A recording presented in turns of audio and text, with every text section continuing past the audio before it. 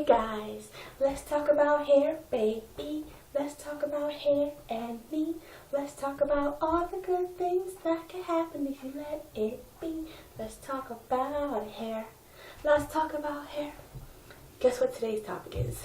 Hair. So, I figured I'd help out my transitioning sisters or my natural sisters and are starting your transition to doing better things with your hair. There have been a few things I've learned from transitioning to going natural that I'd love to share with you guys.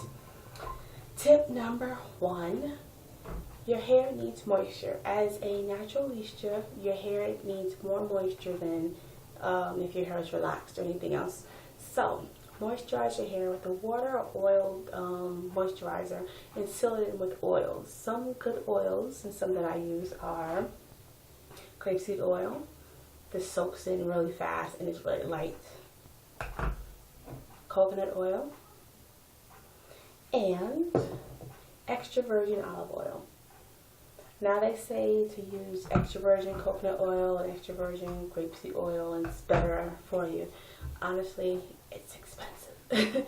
So, buying extra virgin olive oil is no big problem for me because I use it for cooking and everything else, but this stuff, I used to get a bottle of extra virgin coconut oil half the size for like almost $10, $8 to $10. I paid $6 for this big bottle. So it may not be as beneficial, but it's still beneficial. Tip number 2, water. Drink plenty of water. Your water helps to moisturize your hair inside and out. Tip number 3, vitamins. Vitamins are very good for you. Take a multivitamin just for your health and just for your body. But if you need a hair vitamins that are good for you are vitamin E, biotin, and MSM. Let me tell you about the biotin. I have a bottle of biotin. Oh, wait, wrong bottle. That's my garbage bottle. I have a bottle of biotin. This one is 5,000 milligrams.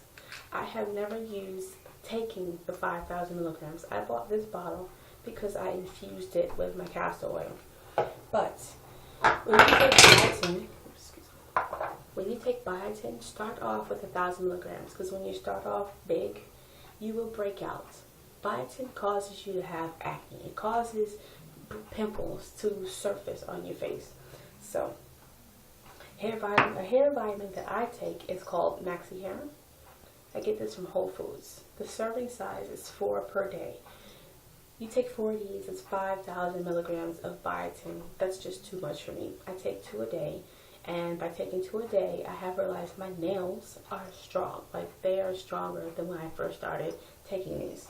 So, they help your nails and help your hair too. Tip number 4. What works for one person may not work for you. What you see other people on YouTube or whatever site you're on doing may not work for you.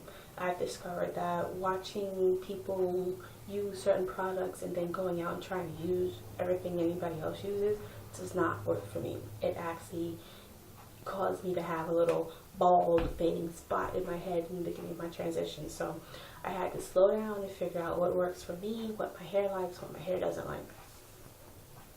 I'm not saying don't try it, just don't try everything you see everybody else doing. Tip number 5, your hair will love you when you get a wide tooth comb. Wide tooth combs are beneficial for your hair because they reduce the amount of tension, the amount of pulling that you cause when you comb your hair and when you're styling. Now, I do not make money off the Tangle Teezer. I am not associated with them, but I am an advocate for the Tangle Teezer because it works wonders in my hair. I love taking it and combing my hair. When you comb your hair, Tangle Teezer, wide tooth comb, always start at the bottom and work your way up to detangle. This bad boy, I just love it. My hair loves it. I got it when I was transitioning and I am using it more as a natural lista than I did when I was transitioning. So my Tangle Teezer is the bomb.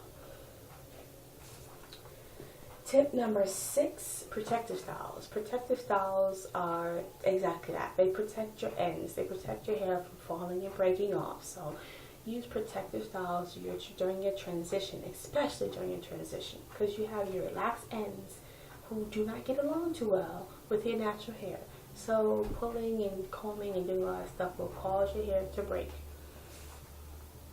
Tip number 7, avoid the sulfates. Sulfates in shampoos are not beneficial to your hair. I have stopped using shampoo and went straight to co-washing. So sulfates, they just rip your hair of everything that you put in your hair to benefit your hair. They just take it out and you have to start all over, deep conditioning, moisturizing, and all that good stuff that you put into your hair. It just takes it out. That's my opinion on it. People still use shampoos, regular shampoos. Okay, I'm not knocking them, but to me it just rips. To me, in my opinion, is the sulfates rip everything out your hair. Get a sulfate-free shampoo or switch to co-washing. Tip number 8, read the ingredients in your products. When you go to the store and you pick up a hair product, and just because you've seen someone say, oh, this product has slip and it's got this and it has that and it has this, honestly, it may not benefit you. Go to the store, like my hair, I hate the way my hair feels when I use silicones. If I use a product by accident and didn't read the ingredients, I can tell it has silicones when I co-wash my hair. Since I do not use shampoo, and if I have a silicone in my hair feels like I have a wax coating on my hair. The silicone is there. It won't come off. It takes a while for it to come off. I actually have to go and get me some shampoo to wash the stuff out. Tip number 8, now we're on to tip number 9, massage your scalp. There are plenty of products out there that say grow your hair 2 inches in 4 weeks and all that stuff. Massaging your scalp is the one thing you need to do.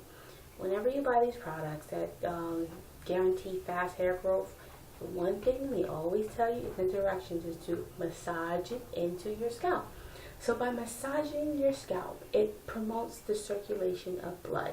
The blood starts flowing and it's working and it's working, and you know what?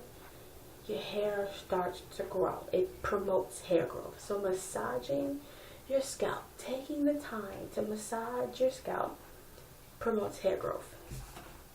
Tip number 10.